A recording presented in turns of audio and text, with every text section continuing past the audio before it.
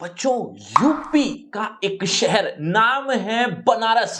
इस कविता में उसी के बारे में चर्चा है और इस कविता में बनारस के बारे में क्या बता रखा है। यहाँ के लोग, यहाँ की संस्कृति, यहाँ के तौर तरीके सब कुछ अलग है और यहाँ पर बहती है एक पवित्र नदी नाम गंगा। गंगा नदी का यहाँ पर आगमन होता है और यही वजह है कि यह शहर धार्मिक शहर है, धार्मिक नगरी है। तो इस कविता में क्या बता रखा है, पढ़ते हैं, शुरुआत करते हैं। इस कविता को लिखा है, जैसा मैं पहले ही बता चुका हूं, केदारनाथ सिंह जी द्वारा। केदारनाथ सिंह जी ने इस पूरी कविता में ध्यान से सुनना क्या बता रखा है। इस शहर में वसंत अचानक आता है और जब आता है तो मैंने देखा है लहरतारा या मडुआडी की तरफ से उठता है धूल का एक बवंडर। इन 4-5 पंक्तियों में कवि ने बताया कि बनारस में जब भी वसंत का आगमन होता है, वसंत ऋतु आती है, तो उससे पहले धूल उड़ती हुई आ जाती है, अर्थात बवंडर तक तूफान आ जाता है। पहले आता है तूफान और चारों तरफ धूल ही धूल किरकिराने लगती है। यही बात यहां लिखी गई है। देखो,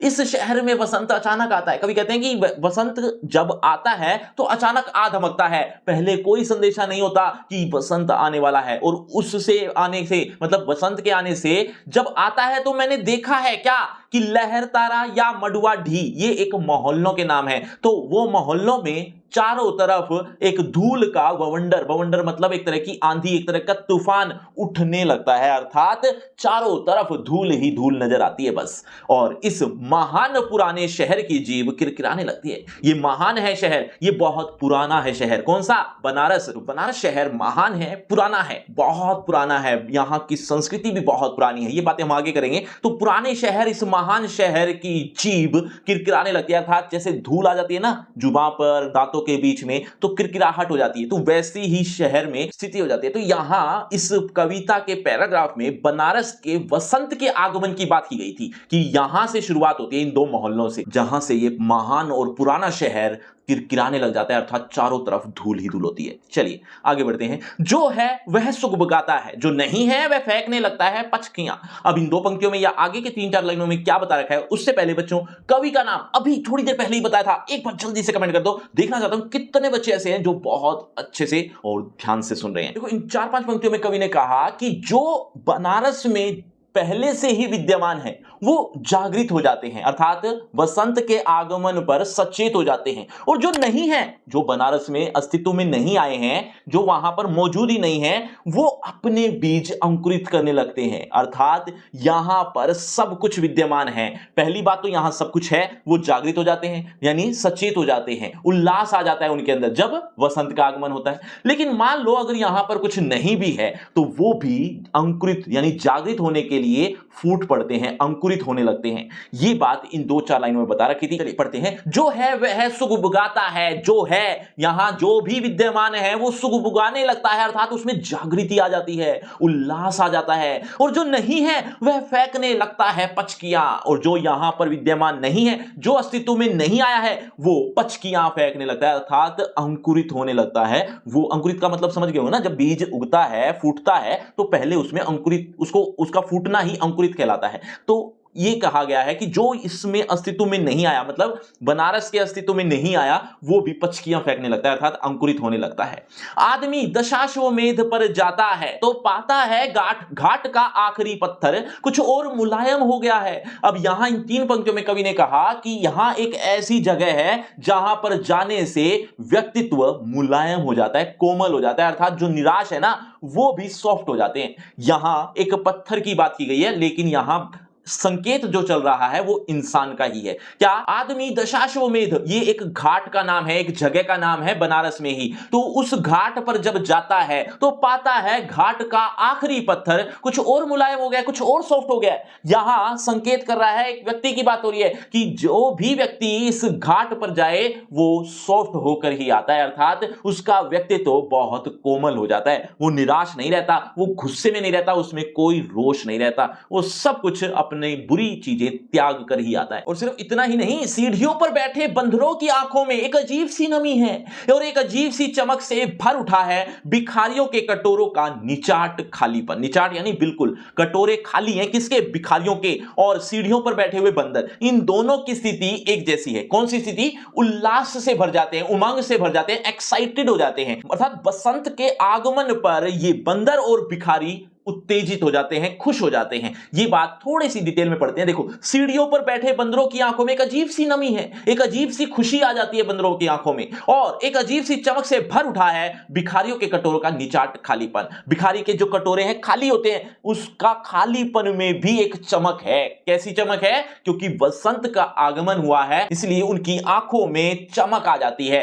यहां किस चीज को संकेत कर रहा है? यहां पर कटोरे जो खाली हैं वो अभावों का प्रतीक है, यानी उनके जीवन में बहुत सी कमियां हैं, वो समृद्ध नहीं है, उनके पास बहुत अभाव है। या यूं कह लो कि कई ऐसे स्रोत हैं जो उनके पास है ही नहीं, रहने के लिए घर, खाने के लिए खाना, इस तरह की चीजें भी नहीं है। उनका कटोरा खाली है, लेकिन फिर भी उनमें उल्लास है, उमंग है, उत्तेजना है, एक्साइटमेंट है। एक्साइटमेंट इंग्लिश का वर्ड है, वो मत लिखना, बाकी आप कुछ भी लिखिए। चलिए आगे बढ़ते हैं अगले पैराग्राफ में। तुमने कभी देखा है खाली कटोरों में वसंत का उतरना? वसंत उतरी तो आए जब खाली है उनके कटोरे, और वसंत का आगमन हुआ, अचानक उनके अंदर मस्ती सी छा गई, खुशियां छा गई। ये कटोरों में वसंत का उतरना ही तो था।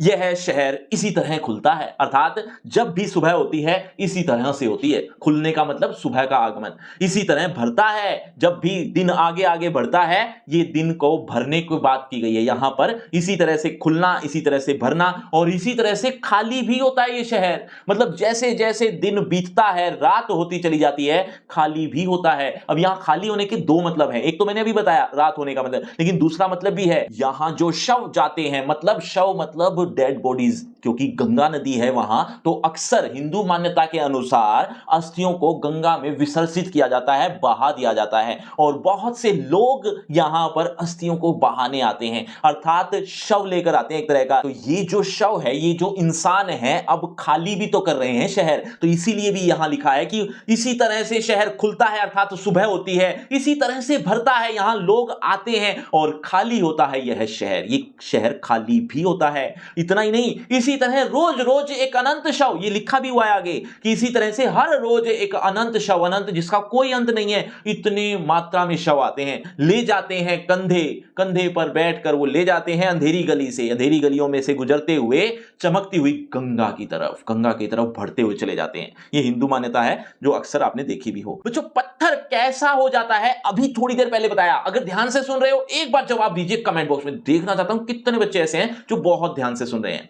इस शहर में धूल धीरे धीरे उड़ती है, धीरे धीरे चलते हैं लोग, धीरे धीरे बजते हैं घंटे, शाम धीरे धीरे होती है। अब इन 4-5 पंक्तियों में क्या बता रखा है कि ये जो शहर है ना, वो धीरे धीरे आगे बढ़ रहा है, कहीं जल्दी नहीं है। ऐसा नहीं है कि भागा चला जा रहा है, जैसे अक्सर आपने देखा होगा दिल्ली में या फिर कोई बड़े बड़े महानगरों में, कोलकाता, मुंबई या इस तरह के और भी बड़े बड़े जो महानगर हैं, उनमें आप अगर आपने देखा हो तो दौड़ भरी जिंदगी है, दौड़ दौड़ रहे हैं, सब भाग रहे हैं अपनी लाइफ में, सब भागना चाह रहे हैं, बस कोई भी अपनी लाइफ को देख ही नहीं रहा। लेकिन यहां के लोग सब काम धीरे धीरे चल रहे हैं, कोई जल्दी नहीं है, किसी को कहीं पर नहीं भागना, बस स्लोली स्लोली सब आगे आगे बढ़ रहे हैं, बस इतना ही होता है इस शहर में। देखो यही बात लिखी है कि इस शहर में धूल धीरे धीरे उड़ती है, कहीं जल्दी, कहीं भागने की जल्दी नहीं है उन्हें, धीरे धीरे चलते हैं लोग, सब आगे बढ़ रहे हैं जिंदगी में, लेकिन धीरे धीरे, कहीं दौड़ भरी जिंदगी नहीं जी रहे, धीरे धीरे बजते हैं घंटे। हर रोज शाम को यहां आरती होती है तो वो घंटे भी यहां बजाए जाते हैं, शाम धीरे धीरे होती है, मतलब सब काम जब धीरे हो रहे हैं तो ये दिन रात शाम ये भी धीरे ही होती है। और ये धीरे धीरे होना, धीरे धीरे होने की सामूहिक लय दृढ़ता से बांधे है समूचे शहर को। और ये जो स्लोली स्लोली चल रहे हैं, सब बहुत धीरे धीरे आगे बढ़ रहे हैं, इसी ने शहर को बांध रखा है। अगर ये दौड़ भरी जिंदगी में भागने चले जाएं या भागते चले जाएं तो कोई एक दूसरे के बारे में पूछेगा भी नहीं। तो ये जो शहर है, ये जो शहर की संस्कृति है, ये जो धीरे धीरे आगे बढ़ना है, ये इसकी अलग पहचान है। यही बात लिखी है कि यह धीरे धीरे होना, धीरे धीरे होने का सामूहिक लय दृढ़ता से बांधे है समूचे शहर को। दृढ़ता से यानी मजबूती के साथ समूचे यानी संपूर्ण शहर को, पूरे शहर को बांध रखा है। क्यों? किसी को जल्दी नहीं है, एक दूसरे से मिलते हैं तो आपस में बातचीत करते हैं, एक दूसरे का हालचाल जानते हैं और दुख तकलीफ में शामिल होते हैं। लेकिन क्या बड़े बड़े महानगरों में क्या ऐसा हो पाता है? नहीं, ऐसा नहीं हो पाता। लेकिन बनारस में ऐसा काफी वर्षों से होता आया है, आज भी हो रहा है। इस तरह की कुछ भी गिरता नहीं है कि हिलता नहीं है कुछ भी, कि जो चीज जहां थी वहीं पर रखी है। अब इन 4, 5, 7 पंक्तियों में क्या बता रखा है कवि ने? कवि कहते हैं कि यहां पर यही वजह है कि यहां की संस्कृति हिली नहीं है, यहां की संस्कृति आज भी उतनी ही विद्यमान है। वो सारी चीजें जो पहले के जमाने में हुआ करती थी वो आज भी यहां होती है। वो कौन कौन सी चीजें हैं वो यहां लिखी हुई है। देखो मैं पढ़ता हूं एक एक लाइन को। इस तरह की कुछ गिरता नहीं है, कुछ भी हिला नहीं है, कुछ भी गिरता नहीं है, यानी कुछ भी इस यहां पर किसी भी चीज का पतन नहीं हुआ है। कई बार क्या होता है, पुरानी परंपराओं का पतन हो जाता है, खत्म हो जाती है, लेकिन यहां पर ऐसा कुछ नहीं हुआ है। इस तरह से कि कुछ गिरता नहीं है अर्थात वो परंपराएं आज भी विद्यमान है। हिलता नहीं है कुछ भी हिला नहीं है, कि जो चीज जहां थी जैसी पहले जमाने में थी वहीं पर रखी है। किस तरह की चीजें? जैसे गंगा वही है, पहले की तरह गंगा भी आज वही है, और कि वहीं पर बंधी है नाव, नाव भी आज भी बांधी जाती है, और कि वहीं पर रखी है तुलसीदास की खड़ाऊ। सैकड़ों बरस से, सैकड़ों सालों से तुलसीदास की खड़ाऊ, खड़ाऊ एक तरह की चप्पल जो आप लकड़ी की बनी होती है, आपने देखी होगी, चित्र में भी देख रहे हो। तो ये जो खड़ाऊ है वो आज भी सैकड़ों वर्षों से विद्यमान है, अर्थात कुछ भी यहां बदला नहीं है। कभी सही सांझ बिना किसी सूचना के घुस जाओ इस शहर में, कभी आरती के आलोक में इसे अचानक देखो। अब इन 5-7 पंक्तियों में कवि क्या कहना चाह रहे हैं वो भी ध्यान से सुन लो। कवि कहते हैं कि शाम के समय में आप कभी भी अचानक से आ जाओ, आप क्या पाओगे? यहां पर तो बहुत कुछ चल रहा है। कौन कौन सी चीजें चल रही हैं वो अब इस पैराग्राफ में बता रखी है। देखिए, कभी सही सांझ, सही सांझ मतलब शाम की शुरुआत जब होती है उस समय कभी तुम आओ, बिना किसी सूचना के आ जाओ। तो और जब आप घुस जाओगे इस शहर में तो और उस आरती को देख लोगे, कभी आरती के आलोक में यानी आरती के प्रकाश में इसे अचानक आप देख लोगे तो पता चलेगा यहां तो अद्भुत है इसकी बनावट, बड़ा विचित्र है। वो विचित्र क्या चीजें हैं यहां लिखी हुई है। देखो, यह आधा जल में है, मतलब यहां ये जो शहर है ना ये आधा तो गंगा नदी में समाया है, अर्थात आधा तो जल में है, आधे लोग मंत्र में है। मंत्र मतलब मंत्र चल रहे हैं, आरती हो रही है, यहां तक कि आधा फूल में है, मतलब फूल, मंत्र और जल, ये सारी चीजों का मिश्रण दिखाता है कि ईश्वर को मानने वाले कितने लोग हैं यहां, क्योंकि इन्हीं तीनों चीजों से ही तो ईश्वर की पूजा की जाती है। आधा शव में है, आधा नींद में है। ये शहर आधा शव में है क्योंकि यहां पर अस्थियां बहाई जाती हैं, तो आधा शहर तो शव में मिलेगा। आधा नींद में है अर्थात सो चुके होंगे, आधा शंख में है, शंख बजते हैं यहां। अगर ध्यान से देखो तो यह आधा है और आधा नहीं है। अब इन 2 पंक्तियों में कवि कहते हैं कि आधा आपको दिखेगा, लेकिन ऐसा भी मंजर होगा, ऐसा भी दृश्य होगा जो आपको आधा दिखेगा भी नहीं, अर्थात यहां की जो संस्कृति है तुम अभी समझ ही नहीं पाओगे। कभी अचानक आकर देखो तो आपको यह शहर अद्भुत लगेगा, विचित्र लगेगा, क्योंकि यहां बहुत कुछ हो रहा है। जो है वह खड़ा है बिना किसी स्तंभ के। अब यहां इन 5-7 लाइन में कवि कहते हैं कि ये जो संस्कृति है ना, जो हजारों सालों से चली आ रही है, ये कोई किसी राजा महाराजा के कहने पर नहीं चल रही, या कोई ऐसा कोई नेता हो जो इस संस्कृति को चला रहा हो, जोर जबरदस्ती से चला रहा हो, ऐसा नहीं है। ये तो बिना किसी दबाव के यहां के जो लोग हैं ना वो अपने आप ही फॉलो कर रहे हैं। कोई ऐसा खंबा नहीं है जो इस संस्कृति को टिकाए हुए है। तो यही बात यहां लिखी हुई है। क्या कहा है? जो है वह खड़ा है, मतलब जो है वो अपने आप ही खड़ा है। कैसे? बिना किसी स्तंभ के, स्तंभ यानी खंबे के, बिना किसी खंबे के खड़ा है। ये यहां कोई ऐसा खंबा नहीं है जो इस संस्कृति को बचाए हुए है। बिना सहारे ये संस्कृति आज तक चली आ रही है। और ये अगर स्तंभ आपको अगर दिखे तो यहां स्तंभ तो है, लेकिन किस तरह के? जैसे राख के, रोशनी के ऊंचे ऊंचे स्तंभ देखने को मिलेंगे, क्योंकि यहां पर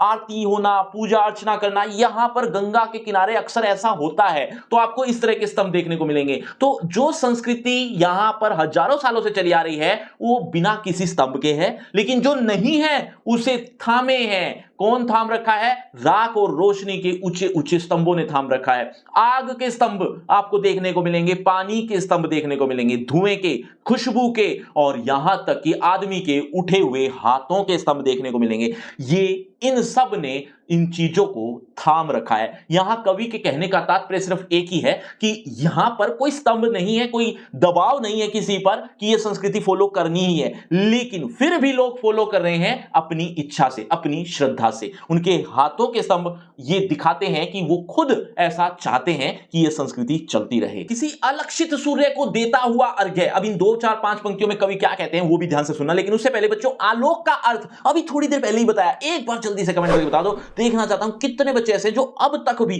बहुत ध्यान से सुन रहे हैं इस कविता को। देखो, किसी अलक्षित सूर्य, सूर्य जो होता है वो सूर्य देवता ही होता है। अगर आप हिंदू मान्यता के अनुसार जाएं तो हिंदू के अनुसार तो सूर्य तो भगवान है। तो जो सूर्य देवता है जो दिखाई नहीं देते, ऐसे अलक्षित को कहा गया है कि अलक्षित सूर्य है, यानी अलक्षित सूर्य देवता है जिनको ना देखा गया है, लेकिन उनके लिए भी देता हुआ अर्घ्य, अर्घ्य चढ़ाना होता है ना, अर्घ्य चढ़ाते हैं हम सूर्य देवता को इस तरह से हाथ करके, जैसा आप चित्र में भी देख रहे हैं। तो ये अर्घ्य देते हैं हजारों लाखों लोग जो अलक्षित सूर्य है उनको, यानी ऐसी शक्ति जो दिखाई नहीं देती, ऐसी पावर जो हम आंखों से देख नहीं सकते, उस पर अर्घ्य चढ़ाया जाता है यहां पर। और कब से? शताब्दियों से, यानी सैकड़ों सालों से इसी तरह से गंगा के जल में हम ऐसा कर रहे हैं। अपनी एक टांग पर खड़ा है यह शहर। ये जब भी हम इस तरह से पूजा अर्चना करते हैं तो एक टांग पर खड़े होकर किए जाते हैं, जैसा आप चित्र में भी देख रहे हैं। तो एक टांग पर यह पूरा शहर खड़ा है और अपनी दूसरी टांग से बेखबर है, कोई चिंता नहीं है उसे। तो यही बात लिखी है, अपनी दूसरी टांग से बिल्कुल बेखबर है कि भविष्य में क्या होगा,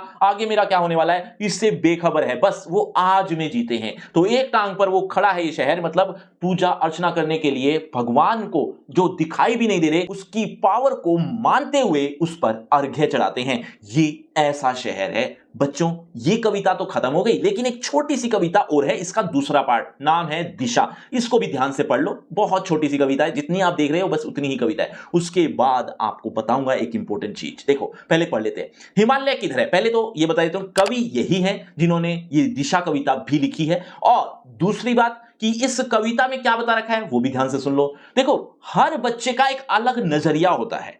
अब कोई कहता है कि आसमान नीला नहीं पीला होता है, या फिर किसी को यह लगे कि ये जो तारे टिमटिमा रहे हैं ये तारे नहीं है, ये तो मोती हैं, मोतियों से भरा थाल है। अगर कोई बच्चा या कोई भी अगर ये कह दे तो वो गलत नहीं है, वो अपने दृष्टिकोण से बिल्कुल सही है, आपको चाहे गलत लगे। तो यही बात इस कविता का उद्देश्य है बताना। क्या कहा है? एक बच्चा है जो पतंग उड़ाने में व्यस्त है।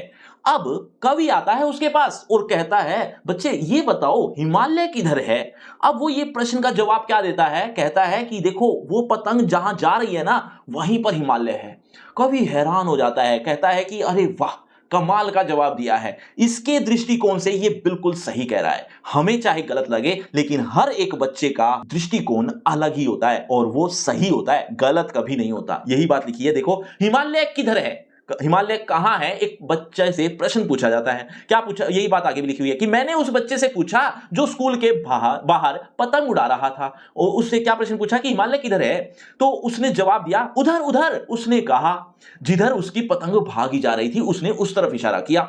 मैं स्वीकार करूं, मैंने स्वीकार किया, मैंने पहली बार जाना हिमालय किधर है। पहली बार मुझे समझ में आया कि हां, हिमालय वहां भी है। क्यों? क्योंकि उस बच्चे के दृष्टिकोण से वही हिमालय है जो गलत नहीं है। अर्थात बच्चे का दृष्टिकोण हमेशा सही होता है, कभी गलत नहीं होता। यानी वो अपनी दृष्टिकोण से वो सही है, गलत नहीं है। आप अपनी सोच बदलियो, फिर आपको पता चलेगा कि हिमालय उधर भी है। बच्चों, आपको लग रहा हो ये कविता खत्म हो गई है? जी नहीं, इस कविता की सप्रसंग व्याख्या जो कि आपको रिटर्न में चाहिए होगी ना, मिलेंगी। इन दोनों कविताओं की रिटर्न एक्सप्लेनेशन के साथ साथ आपको इंपॉर्टेंट क्वेश्चन, एक्सरसाइज क्वेश्चन और एमसीक्यू टाइप क्वेश्चन भी तो चाहिए होंगे। ये चारों चीजें आपको मिलेंगी डिस्क्रिप्शन बॉक्स में सबसे ऊपर एक लिंक दिया है, लिंक का नाम रखा है free crash course for 12th elective. इस नाम से आपको एक लिंक मिल जाएगा। यहां पर कुछ इस तरह से जैसा आप देख रहे हैं, ये चारों चीजें आपको एक ही जगह पर देखने को मिल जाएगी। एक बार क्लिक जरूर कर लेना, लेकिन क्लिक करने से पहले आपका होगा एक छोटा सा टेस्ट जो कि इसी कविता से रिलेटेड होगा। और अगर आप इस कविता को अच्छे से समझ चुके हो तो देखें जरा किसने कितना पढ़ा। पहला प्रश्न आपकी स्क्रीन पर ये रहा, बनारस कविता में किस स्थल पर संध्या पर घंटा ध्वनि आरती होती है? बच्चों हर प्रश्न के बाद आपको 5 सेकंड मिलेंगे आंसर देने के लिए। आप अपना आंसर कमेंट करते रहना, एंड में देखना चाहता हूं किसके कितने आंसर ठीक हुए। बनारस कविता में किस स्थल पर संध्या पर घंटा ध्वनि आरती होती है? आपके option A Kashi Ghat, option B Dashashwamedh Ghat, या फिर सी मडुआ ढी मोहल्ला, डी गंगा तट। आपके 5 सेकंड, 5 4 3 2 1 0। सही उत्तर ऑप्शन बी। चलिए बच्चों अगला प्रश्न, बनारस कविता में कौन कौन सी गतिविधियां धीरे धीरे चलती हैं? आपके ऑप्शन ए खेलने खिलाने की, बी स्नान की, सी पूजा की, या डी उपरोक्त सभी। 5 4 3 2 1 0। सही उत्तर ऑप्शन डी। चलिए बच्चों अगला प्रश्न आपकी स्क्रीन पर जो है वह सुख बुगाता है, उपयुक्त पंक्ति में सुख बुगाने का क्या तात्पर्य है? आपके ऑप्शन जागरण, बी बोलना, नींद लेना, या डी चिल्लाना। 5 4 3 2 1 0। सही उत्तर ऑप्शन ए जागरण। चलिए बच्चों अगला प्रश्न, कवि के अनुसार बच्चे के लिए क्या सबसे महत्वपूर्ण था? आपके ऑप्शन ए हिमालय की दिशा, बादलों की उड़ान, उड़ती हुई पतंग, उसकी उड़ती पतंग, डी खेलना। 5 4 3 2 1 0। सही उत्तर ऑप्शन सी। तो बच्चों ये आपका रिपोर्ट कार्ड, ध्यान से देख लीजिए, पढ़ लीजिए। और हाँ, आपके टोटल मार्क्स कितने हैं ये कमेंट करना मत भूलना। और आपकी क्लास से रिलेटेड एक फ्री क्रैश कोर्स आ गया जो कि बिल्कुल फ्री है, लिंक आपको डिस्क्रिप्शन बॉक्स में सबसे ऊपर मिल जाएगा। इस कोर्स का एक सबसे बड़ा फायदा ये है कि आपको आपकी क्लास से related A to Z syllabus एक ही पेज पर देखने को मिल जाएगा। आपको कहीं भटकने की जरूरत नहीं पड़ेगी। आपको बहुत कुछ इंपॉर्टेंट इस पेज पर देखने को मिलने वाला है, इस फ्री क्रैश कोर्स में देखने को मिलने वाला है। तो इस लिंक को जरूर क्लिक कर लेना। और अगर आपको मुझसे पर्सनल बातचीत करनी है तो सभी सोशल मीडिया के लिंक डिस्क्रिप्शन बॉक्स में आ जाइए, बातचीत करते हैं। शुक्रिया, धन्यवाद।